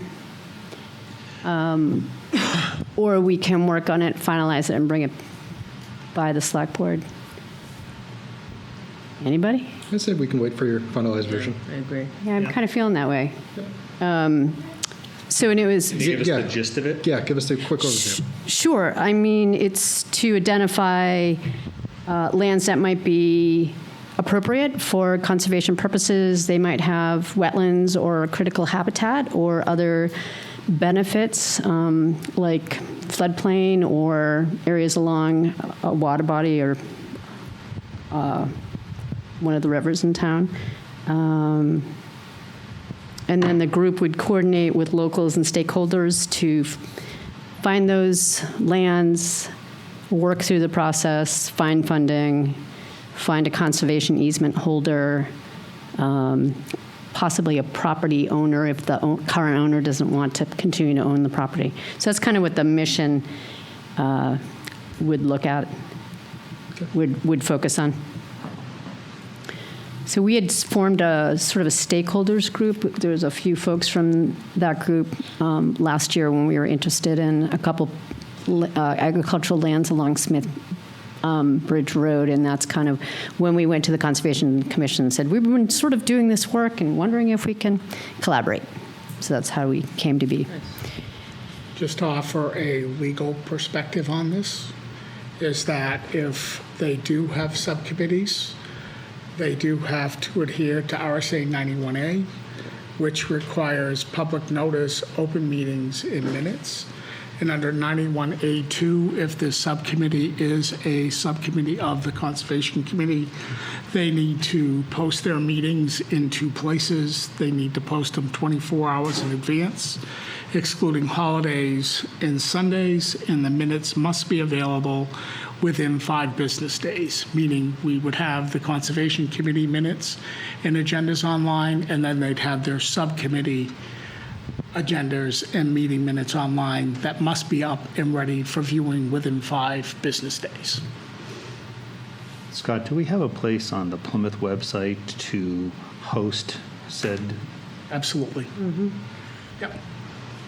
And we're just, right now, we're waiting for the 25 minutes, the 2025 agendas and minutes to be uploaded, as they are vacant at this time, but I believe Melissa is working on those actively to get those up. And I would just, we want to make sure that any of these agendas and meetings are posted and have agendas and minutes that accompany those meetings, as required by law. Kind of to further that conversation, would we consider televising the Conservation Commission in a similar fashion that we do for other commissions and what have you? I think that would be a great idea for all of our committees, commissions, boards to be televised with their meetings. Now, I realize there would be an impact to staffing to be able to do that, because that's yet another time that we have to have them available. And we can work with Jonathan and his team to see the availability and the scheduling of those meetings as well. So I know with the Energy Commission, we come in and turn on all the equipment and open our meeting online by ourselves. We don't usually have Jonathan with us. There's directions, I think, under here. Jonathan, do So- those become available through viewing under watch meetings? The Energy Commission comes in and turns on the equipment and does their meeting. Do those become available under the Watch Meetings tab on the Town of Plymouth website? No, that's only through, so the stuff in the instructions in here is to turn on the microphones, turn on the internet, and turn on Zoom and everything else. We don't record anything, or as far as I know, nothing gets recorded unless they record the Zoom meeting and then send it to me. That could work also. If the Zoom, and if those committees just have a Zoom and record it, could that then be uploaded to the Penny Baker TV site? And I mean, it seems like These commissions and committees can do the recording themselves on these devices, and then, get the Send it to Jonathan to be uploaded on. Yeah, that way we're not putting absolutely. any more I would X think strain it on would make him. sense for the Energy Commission and the Conservation Commission and subcommittees. It might even make sense for our Economic Development Committee. Yeah, absolutely. To use that format. I mean, I think it eases up the time that Jonathan and his students have to be able to be at the meetings, and if they can be recorded and sent to Jonathan, and Jonathan can upload those in a timely fashion, they'll be available. Can I ask so I believe there's a webcam there for the Zoom meetings. Would it make sense, is that sufficient to get footage and audio for recorded Zoom meetings, or would it make sense, if the town is going to have more of those, would it make sense to have a meeting owl or something like that? Or are they not necessary with this setup? So as far as I understand, the webcam now is only used when there's not public meetings that are held in here, when it's staff meeting in here or something. The audio for the Zoom meeting is your microphones here, and then the camera is just if we wanted to use it, yeah. Okay. Did that answer your question? I think so. Okay. All right. Thank you. That works. Thank you, Jonathan. So I'm very appreciative of the process by which subcommittees would work. I just want to ask if our current process satisfies those in terms of when the Conservation Commission meets at its regularly scheduled time. We have reports by our various groups, including the subcommittee for the trails, and it would include the subcommittee for land transactions and things like that. So given that those agendas and those minutes would all be part of the Conservation Commission, would that satisfy that need? That does satisfy that need unless they meet outside of the Conservation Committee meeting. So if the subcommittee that you propose tonight meets separately from the Conservation Committee, they need to post the meeting, they need to record the meeting, the minutes, and have those available. Sounds like we're getting close to a discussion of quorum and. Correct. Can I ask a question? Yeah, sure. So I very much support the idea of land conservation and protecting open spaces, and I know that the conservation easements have a great deal of value in working to make that happen. I'm curious if this group is it necessary that this group be associated with the Conservation Commission, or could it just be an independent organization? That then you're not bound to comply with 91A. So you're, from what I understand, you're facilitating and creating information and outreach, but you're basically connecting landowners with potential organizations that might hold conservation easements, right? So in a way, you're kind of acting as agents to help with information, but ultimately, it's the land trusts that are going to hold the conservation easements on this property, and so really, there's not a lot of liability for the group, is there, other than sharing information and helping make connections? Yes and no. Because I don't want to be a stick in the mud. No, that's fine. But if they're providing a I'm asking these governmental, questions for discussion point. if they are providing a governmental function in advising a public body, the Conservation Committee, they have to adhere to 91A. Do they have to advise a government body? Or are they advising landowners? If they're coming in and advising the Conservation Committee on what their thoughts and progress will be, then they're advising the governmental body. But could they not be an independent organization that just comes in and advises? I mean, like when we have a consultant come in and talk to us about economic development, they're not subject to 91A in their own private meetings. Because they're a consultant. Right, but why couldn't this group be a consultant to the Conservation Well, Commission? then are they going to be a limited liability corporation and provide insurance based on advising? Sounds like it's easier. It's not that hard to incorporate. 91A gets very tricky when you Right. start trying to manipulate. And I'm not how- I'm not advocating that anyone skirt that, but at the same time, I'm asking, is this a government function that this group is proposing to provide, or could they operate independently? I think and not. it's up to you to decide. I mean, Not only this one, but the Trails Committee as well Yeah. Yeah. is another subcommittee of the Conservation Commission, which they're all great things, but just need to comply technically, they should be with the statute. regulating. Right. Yeah, They're all great subject to things. 91A. But let's do it right if we're going to do it. Post an agenda, take minutes.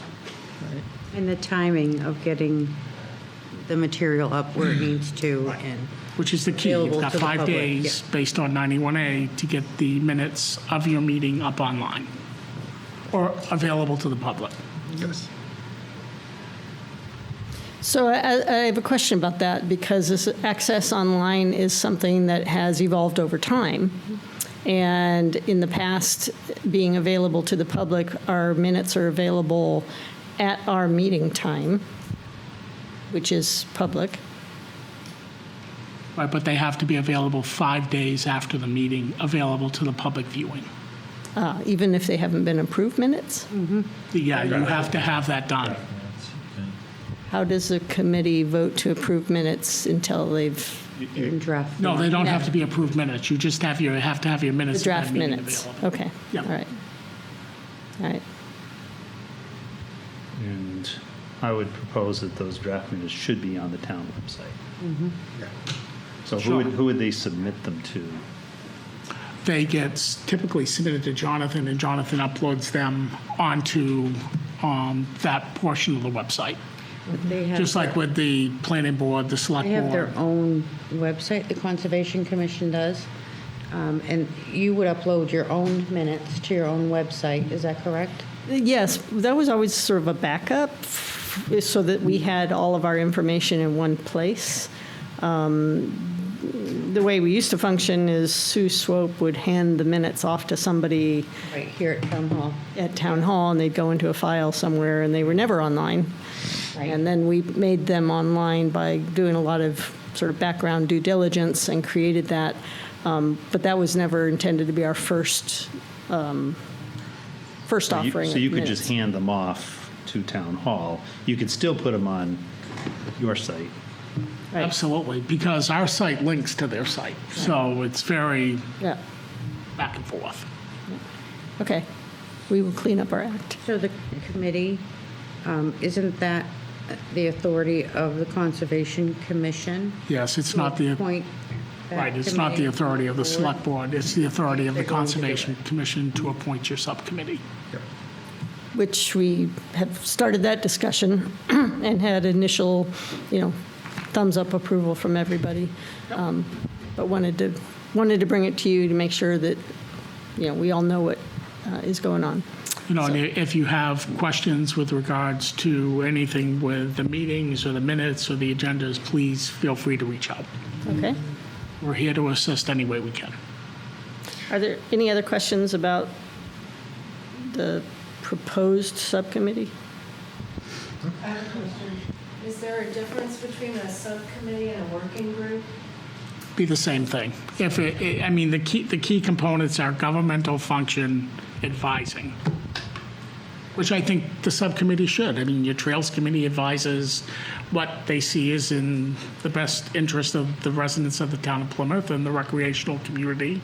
And this subcommittee is going to be providing guidance and oversight, maybe not oversight, but guidance with regards to conservation properties that might be in interest of the Conservation Committee. And the idea behind both of these working groups is that we didn't want to have two entities in town working on very similar things, but not in communication with each other. And so by creating a working group that involves all of the interested parties on these areas and creating a formal process by which that gets reported to the Conservation Commission, and if there's anything that needed approval, like putting in a new trail, the Trails Committee comes to the Conservation Commission and puts forth the entire idea. They show the work plan, they show, discussions with the landowners and stuff, and then we vote whether or not that's something that we would condone based on our conservation mission.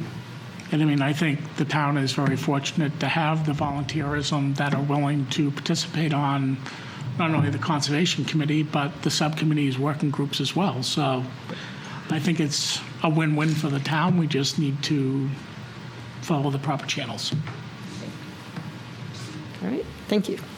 Just a further point on the LLC option and how that might look different. What does that look like from your perspective? You would be, Independent group. right, you would be reporting back as a consultant to the Conservation Committee, but keeping in mind that reporting back could create liability and risk for the Conservation Commission if they took it and implemented something that maybe wasn't in accordance with a law or something. The Conservation Committee would be protected by this LLC through a certificate of insurance, indemnifying and holding harmless the Plymouth Conservation Committee. Gotcha. Incorporating an LLC in the state of New Hampshire is pretty easy. I think it's every 5 years you have to file a report with the Secretary of State. I have an LLC. It's every Yeah. year. And it's pretty But a easy, nonprofit's easy. insurances and Right. certificates. But if you're a nonprofit, it's actually easier. It's only every 5 years.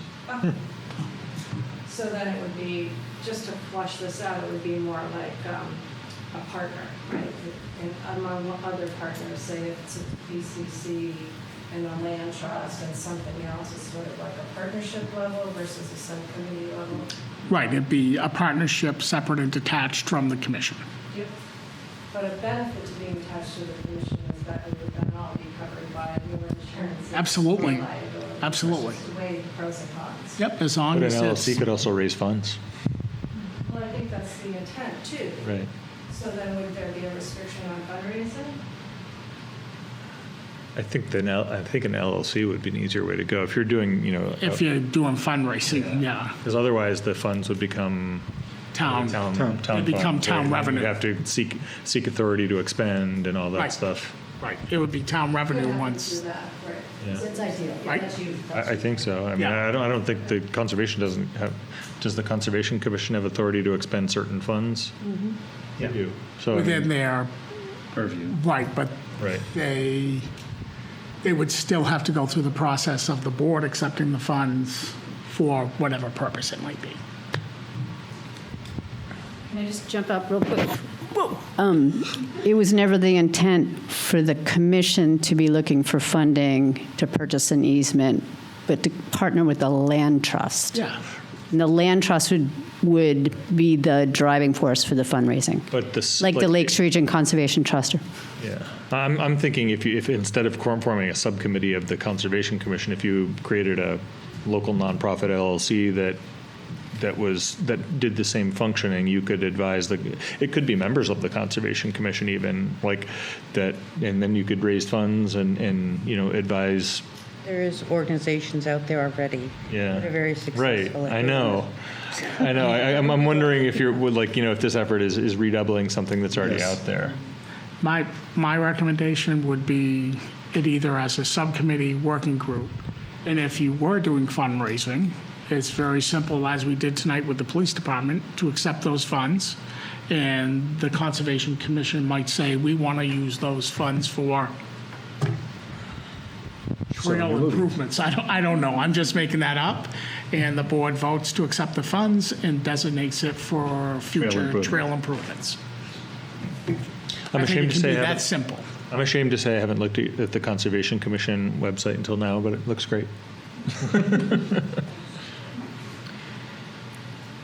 Okay. Thank you. Thank you. Thank you. Thank you very much. All right. You do have another visitor. Is he still here? What's that? The other visitor is still here as well? Oh, he left? No. Okay. Now, if you guys want to hang out and do the committee report, Thank you. Committee reports, don't we? Yep. so committee reports. Plymouth Village Water and Sewer. Unfortunately, I was not able to attend their meeting on June 10th, and I will chastise them because they are in violation of RSA 91 for not having their minutes online in a matter of time. So, but I will follow up at our next meeting when I get those minutes and get the report to you. All right. Next up, Planning Board. The planning board met last week.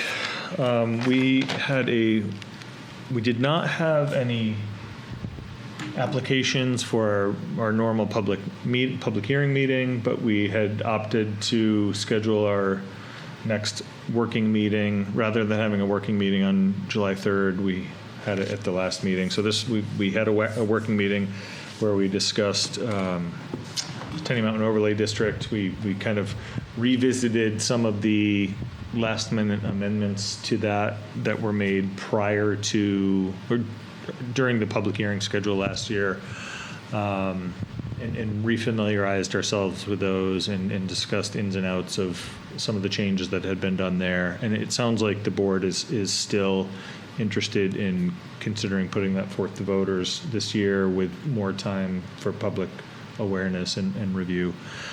Similarly, we discussed the Fairgrounds Road Overlay District, which was discussed 2 years ago, I believe, and would have created an overlay for the portion of Fairgrounds Road that has water and sewer, doesn't go all the way down Fairgrounds Road, but would have allowed developers to choose either the underlying ag zoning or the majority of the rules for the single-family residential for development in that area. So it's not pick and choose bits and pieces of one zone or the other, but you could do a development according to the single-family residential if you did it all, or you could do the conventional underlying zoning of the ag zone. So there is discussion. There's also a large amount of support of moving forward with that and considering putting that forth to voters this year with more time to understand and digest that as well. We had a conceptual consultation with Frank McLean. I would just suggest not discussing that at I this won't point. discuss it yet, Okay. other than to say he's planning to come here and discuss it further. Okay. There's other action taking place. What's that? There's some action taking place Okay. with regards to that. There was a conceptual consultation with Frank McLean regarding some conservation easements, but those are part of the public record if anybody wants to see those. I can't think of anything else right now. That was my recollection of the minutes. All right. Let's see, the Plymouth School District, Plymouth Elementary School does not meet until sometime in August. I forget the actual date. But we have plenty of time to with that. PRHS, I have meeting minutes from that. Give me a moment. So the principal shared some achievements and some events. So graduation, they had 168 graduates. And they talked about 3 teachers that are retiring and boys lacrosse state championship.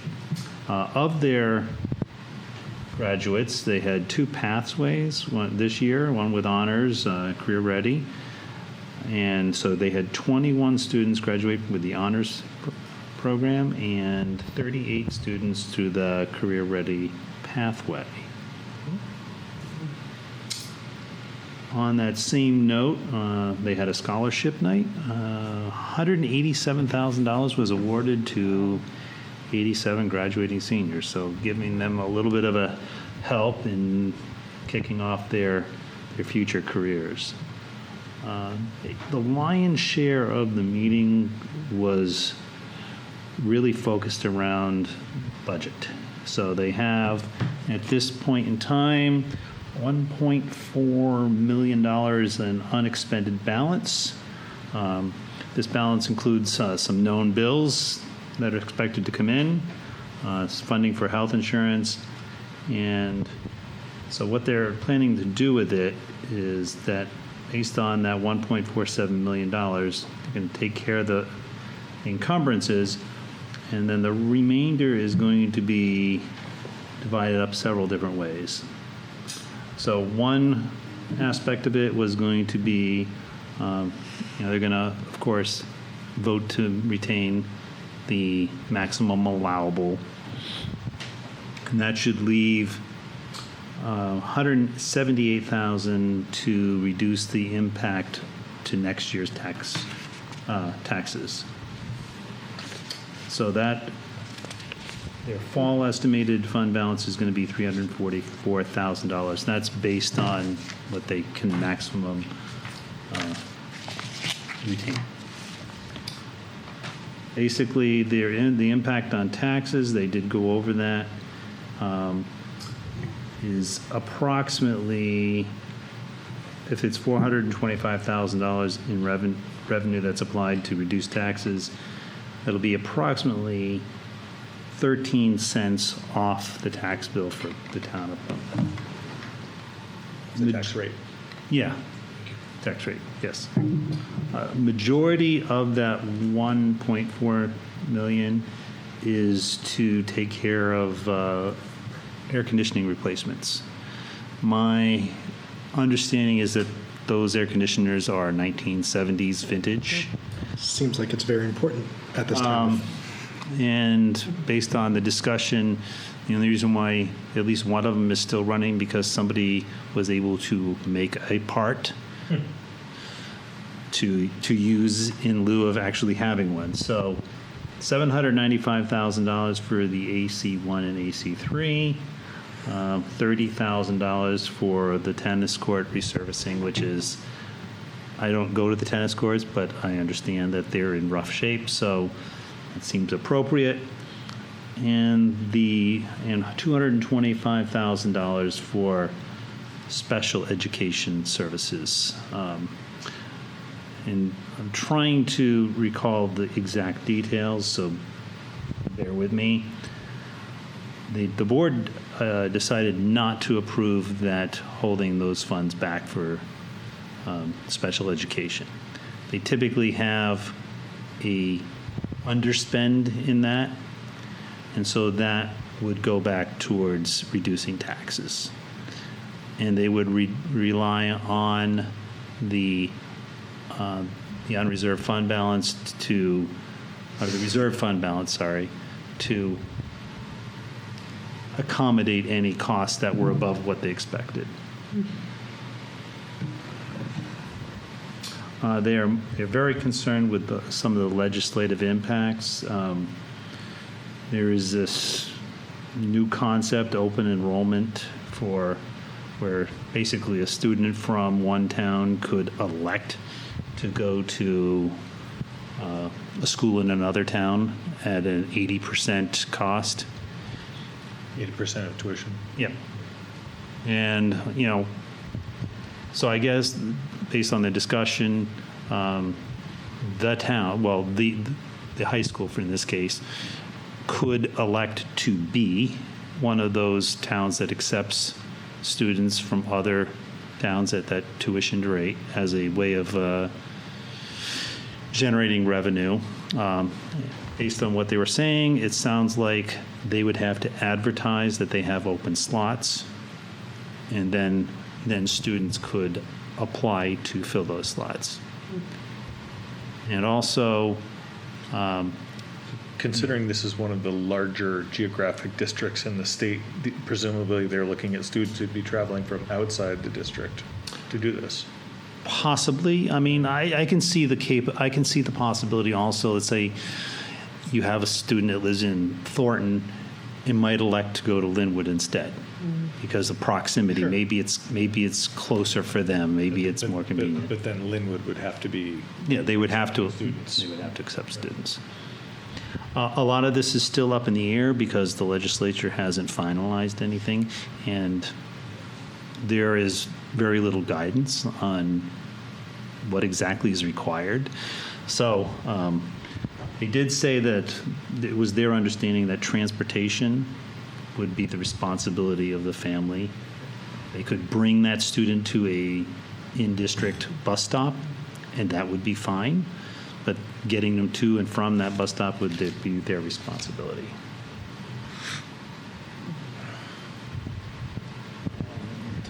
That is pretty much the highlight of most of what was going on during that meeting. And that moves me to Conservation Commission, which we just heard from. Are they thinking about opening a subcommittee? Well, I'm not going to talk about that because thankfully they did. They did have other topics of discussion. They were talking about efforts to conserve farmland, specifically one known as Roby Farm.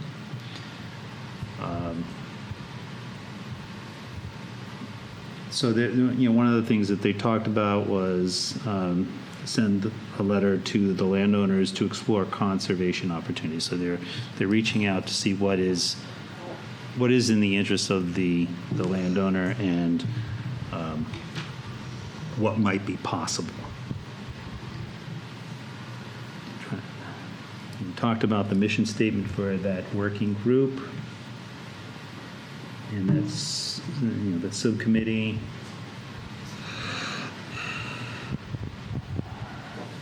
They talked about invasive species management. So, as I handed out, I think last time, they have a postcard. And, they're trying to get the information out there to help educate people on what those invasive species are. I want to get community involvement. And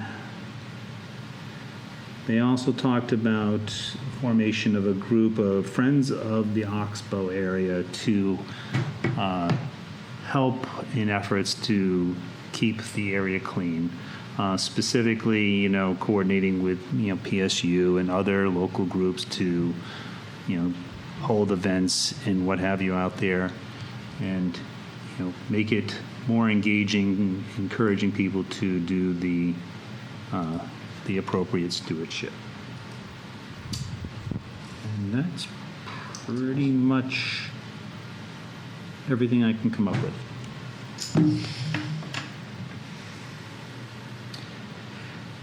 Capital Improvement Committee, Zach is not here. I'm assuming that there's nothing else on that. We did get an update. They set a schedule. There you They're go. calling for Looking to meetings set in a, July. yeah, looking to set a schedule, yep. Lakes Region Planning Commission, I don't think we've heard anything from Bill. Parks and Rec, Mary Ann, We don't meet till August. until August. Energy Commission. Energy Commission met a week and a half ago and had a productive meeting. We discussed kind of current status of the solar array, where I believe it had recently been mowed. There was progress on filing for the rebate through the direct pay option. I think there have been updates. Are you aware of where we are with that currently? She was, Grace was meeting with an accountant. So my understanding is that the accountant realized that I believe we weren't, because of our financial year, we're not actually even able to file until July. after July 1st. So I think initially we were under the understanding that we're filing based on the end of the calendar year, and we're looking to file in January, and now we realize that it's a July 1st thing. So we're still eagerly anticipating being able to follow up on that. So we did discuss briefly the output of the solar array. It's cranking out kilowatt hours as it should right now. I would hope so. Sun's out. Yes, right. and the update on the Town of Plymouth website has real-time production. There have been some great days. The 21st was awesome. 1.7 megawatt hours on the 21st alone. Wow. Megawatt hours, yeah. It's awesome. Didn't it rain half that day, too? What's that? Saturday? Sorry. We discussed, the building audit subcommittee discussed some of the town buildings, and I think there's an interest to move forward with at least one new audit, and it sounds like this building may be the best candidate. There's a lot of energy use in both the fire department and police department, but since the building committee is looking at a new facility that would be potentially replacing both of those, it was generally, the consensus was that this building probably has the best potential for improving energy efficiency and reducing cost of operation. So we discussed, I don't know if anybody's reached out to Scott yet, but the goal is that I believe New Hampshire Electric Cooperative has funding available for free audits for municipalities, and they have vendors that will do it for a fixed price. And I think the goal, the consensus was that we would like to engage in a meeting probably with Skip and with the commercial program administrator to move forward with an audit of this building. It'd be interesting to see if there's a limit, because I'm actually wondering if the highway garage might have potential as well. Although I believe we discussed the question of ownership, because I think isn't the highway garage on Plymouth Village Water and Sewer property? It is. It is, but I presume the town does We had a 100-year lease. what's that? 100-year lease on it, though. 100-year lease, and are the electric accounts in the name of Plymouth or Plymouth Village Water? Town. Town. Okay, so, right. So there would be potential of doing an audit even on the highway building. So that was the building audit subcommittee. Maggie was very pleased to be included on communications for the safety complex building committee. Thank you, Scott. And then there was general discussion, wondering if we should do some form of outreach, but kind of need to do some brainstorming and think about, now that the solar project is kind of wrapping up, talking about options for, the best way for that, for the group of the Energy Commission to put their energy together and put their efforts forth to focus on a new project of some type. So it's a good meeting overall, and people are very positive. It's there's a new member, Brian. I think we probably approved Brian Heshe as a new member there. He's been contributing and getting up to speed, so nice to have the group there. Okay. Advisory Budget Committee is Zach, he's not here. PSU negotiations, that's going to be myself and Jason, but that's commencing with the next select board meeting on the 14th. Chamber of Commerce. We met last week. Unfortunately, I got my notes, so I will bring you back up to speed next meeting. And they have their annual meeting tomorrow night at Merrill Place. Parlac, no bill, I'm assuming no report. Let's see, Police and Fire Building Assessment Committee, Zach and Jason. We met a couple weeks ago in regards to a property that is viable for a new complex. It seems very promising, and we are going to be engaging with the owner of the property on securing it. And the question comes to, do we want to secure a portion of the property in a lease, or secure all the property in a lease, or secure all the property outright in order to build in order to understand the scope of the building that we want to move forward with. Did I miss anything? And we have a meeting with the developer at our next select board meeting on the 14th. Okay. Is it possible for a development or for an agreement like that to be contingent upon successful design and approval at town meeting, or is it? Or town meeting. Okay.